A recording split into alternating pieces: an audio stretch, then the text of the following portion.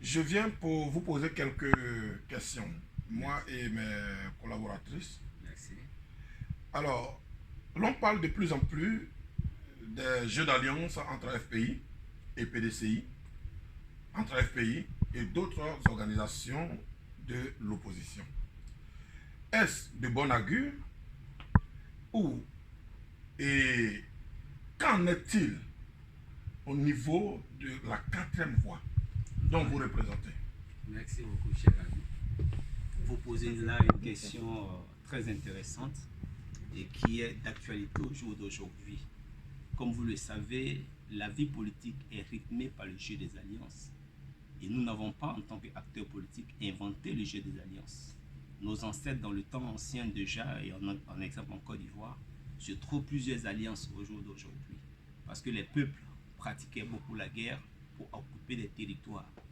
Et donc le pouvoir à l'époque ancienne s'obtenait par la force. Aujourd'hui, nous sommes dans un jeu démocratique. Et donc par le temps ancien, vous prenez par exemple un peuple d'Ida qui a pour alliés, par le jeu des alliances, les Adjoukrou, les Abé, les Ati, les Aïzi, les Abidji. Quand vous prenez du côté de l'ouest, nous avons les guerriers qui sont en alliance avec les Gourou, les Yakuba. On a les alliances entre les Baoulés et les Atiers, et plutôt les Agnis. Donc le jeu des alliances est tout à fait normal. Et en politique, c'est normal. Au jour d'aujourd'hui, nous avons en face, en Côte d'Ivoire en face, une coalition politique qui dirige le pouvoir. Et cette coalition est en train d'amener la Côte d'Ivoire dans une situation que nous n'avons jamais vue par le passé. Nous avons un pays qui est très endetté et le niveau d'endettement dépasse la norme sans que personne écrit ne prenne conscience de la situation. Nous avons l'insécurité à tous les niveaux. Nous avons le manque de démocratie. Nous avons une CEI qui n'est pas à l'image d'un pays démocratique, pendant que nous sommes dirigés par des personnes ou des personnalités qui ont travaillé dans les multinationales, dans les grandes organisations et qui devaient être le symbole de nous amener cette démocratie. Mais au jour d'aujourd'hui, la Côte d'Ivoire est dans une autre situation. Et la population ivoirienne va de misère en misère, de chaos en chaos. Et donc, il est important que ceux qui pensent différemment, ceux qui pensent qu'il faut que la Côte d'Ivoire aille mieux, que la Côte d'Ivoire devienne une nation prospère, un pays développé demain, ont compris qu'il faut se mettre ensemble. Alors, comment est-ce que nous devons nous mettre ensemble? Plusieurs stratégies et tactiques sont en cours. Et le jeu des alliances nous permet de former des blocs homogènes, des blocs forts. Mais dans ce jeu des alliances, malheureusement, nous avons des organisations ou des personnalités politiques qui tirent les groupements dans le mauvais sens. Alors, il ne faut pas faire alliance avec n'importe qui, il ne faut pas faire n'importe quelle alliance. Et en Côte d'Ivoire, nous nous connaissons individuellement et nous savons clairement qu'il y a certaines personnalités, il y a certains groupements politiques, il y a certaines organisations politiques avec lesquelles nous ne pouvons pas nous mettre ensemble. Nous avons déjà essayé, nous, en tant que leaders politiques en Côte d'Ivoire, quelques coalitions, notamment la coalition nationale pour le changement. Nous avons observé également avec le Front de Refus et la coalition du Nord. Au jour d'aujourd'hui, nous sommes en train de penser à une autre alliance, à une autre stratégie, à un autre partenariat politique pour que en 2020 nous puissions accéder au pouvoir. En 2020 que le changement s'opère.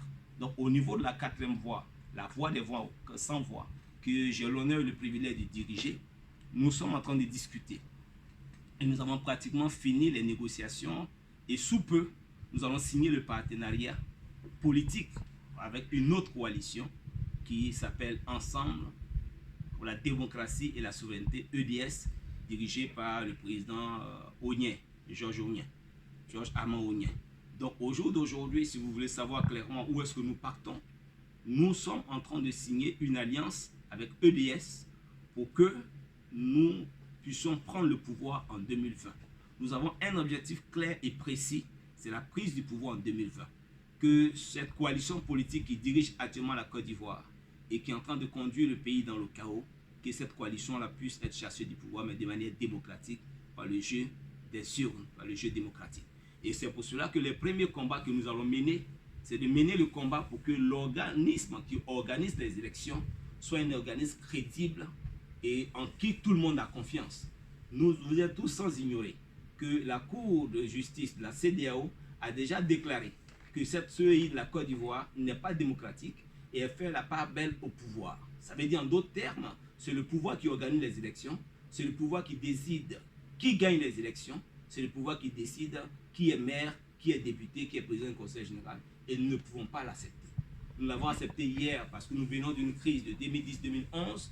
Nous n'avons pas voulu mener encore une situation chaotique. Mais là, pour 2020, il est important que nous nous mettons ensemble, que nous nous battions pour que les conditions des élections changent et que par le jeu démocratique, que la coalition qui nous dirige puisse perdre le pouvoir pour que notre coalition, notre partenariat politique puisse prendre le pouvoir en 2020.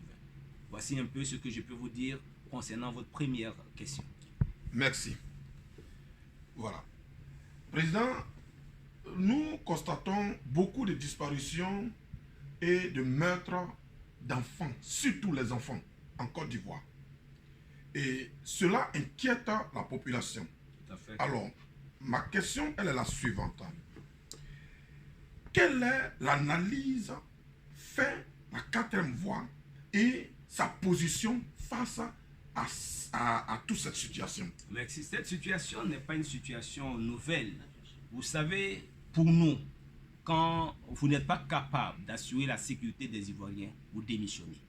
Malheureusement, en Côte d'Ivoire, on n'a pas la culture de la démission. On a connu l'événement des soldats qui se sont rébellés, des mutineries. Pendant que des soldats mutins qui étaient dans la rébellion n'ont aucun contrat avec l'État de Côte d'Ivoire, on a pris 15 millions, 16 millions dans les caisses de l'État de Côte d'Ivoire pour payer ces personnes-là. On ne sait pas d'où elles viennent. On ne sait pas avec qui elles ont un contrat. On a connu le phénomène des enfants microbes. On nous a dit que ce sont les enfants en conflit avec la loi.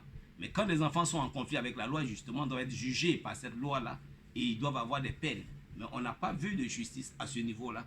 Beaucoup d'Ivoiriens et d'Ivoiriens ont perdu des vies. D'autres sont des blessures physiques. Il n'y a pas de solution à ce niveau-là. Au moment où la Côte d'Ivoire était en train de préparer la Coupe d'Afrique que nous avons remportée, on a eu plusieurs enlèvements d'enfants, beaucoup de meurtres d'enfants, et sans que le pouvoir n'a pu nous éclairer sur la question. Malgré le fait que nous avons interpellé le pouvoir et nous avons continué d'interpeller le pouvoir, nous n'avons pas eu de réponse. Aujourd'hui encore, nous revenons à la veille de certaines élections sénatoriales qui nous sont annoncées, que les enfants sont enlevés par-ci, par-là. Et le ministre de l'Intérieur, le ministre de la Sécurité ne nous donne aucune information. Le président de la République lui-même ne nous donne aucune information. Et nous sommes inquiétés. Et les Ivoiriens ont raison de s'inquiéter. Raison pour laquelle je lance un appel à tous les leaders politiques, à tous les Ivoiriens et toutes les Ivoiriennes qui veulent voir un changement à la tête de cette nation, de nous rejoindre dans le combat, de nous rejoindre dans notre coalition, de nous rejoindre dans nos partenaires politiques pour qu'ensemble, nous puissions lutter pour que le devenir de la Côte d'Ivoire soit meilleur que ce ne soit pas ce que nous sommes en train de voir. Quand il y a ce genre de choses, ça veut dire qu'il y a quelque chose dans le système de sécurité et de défense de la Côte d'Ivoire qui ne marche pas. Ça ne marche pas, on n'a pas de solution, on ne fait rien et les Ivoiriens sont obligés de subir. C'est dommage. C'est dommage. Nous n'avons que les élections pour changer la donne. Et j'invite tous les Ivoiriens à monter avec nous dans ce train du changement pour que 2020, nous opérons ce changement-là de manière dramatique par la démocratie, par des élections, pour que nous puissions prendre le pouvoir et sécuriser l'ensemble des Ivoiriens et des Ivoiriennes. Merci. Merci, Président. Président, nous avons constaté votre deuxième visite en France. Et nous aimerions savoir si votre visite, vos différentes visites que vous faites en France sont pour conquérir, n'est-ce pas, la diaspora ivoirienne là-bas ou pour un but autre. Nous aimerions savoir. Merci, cher ami. Comme vous le savez, au jour d'aujourd'hui, nous sommes des leaders politiques. Nous avons des Ivoiriens et des Ivoiriennes qui vivent en Europe. Et lorsque nous venons en Europe, l'objectif pour nous, c'est de rencontrer les leaders politiques africains, Ivoiriens qui vivent en Europe, d'autres qui sont contraints à l'exil, qui sont ici. Nous avons des Ivoiriens et des Ivoiriennes qui sont soucieux de l'avenir de la Côte d'Ivoire, qui se préoccupent, qui s'interrogent, qui sont inquiets. Nous venons leur expliquer clairement la situation.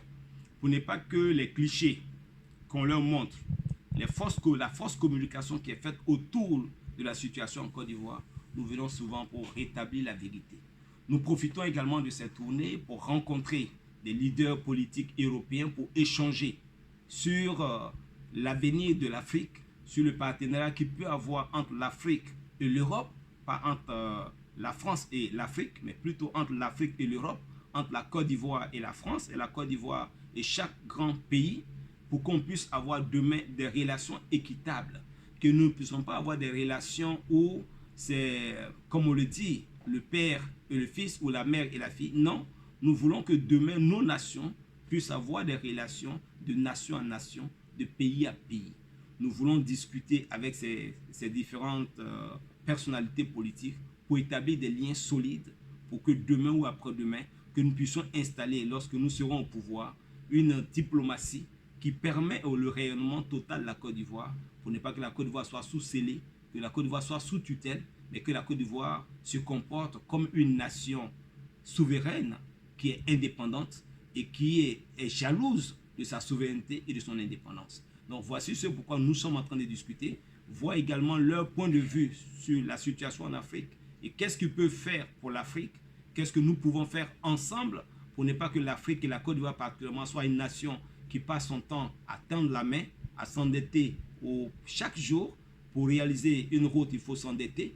Pour construire une école, il faut s'endetter. Pour payer des fonctionnaires, il faut s'endetter. Que cela puisse s'arrêter et que la Côte d'Ivoire puisse utiliser ses ressources à bon escient dans un partenariat gagnant-gagnant entre la Côte d'Ivoire et l'Occident.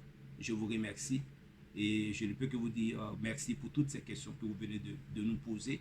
Et je voudrais compter sur vous, nos chers amis de la presse, pour que ces déclarations, ces messages forts soient relayés devant l'opinion nationale et internationale pour que ceux qui ont confisqué la télévision ivoirienne et la radio ivoirienne, qui ne nous donnent pas le choix, nous ne pouvons que compter sur vous. Je vous remercie.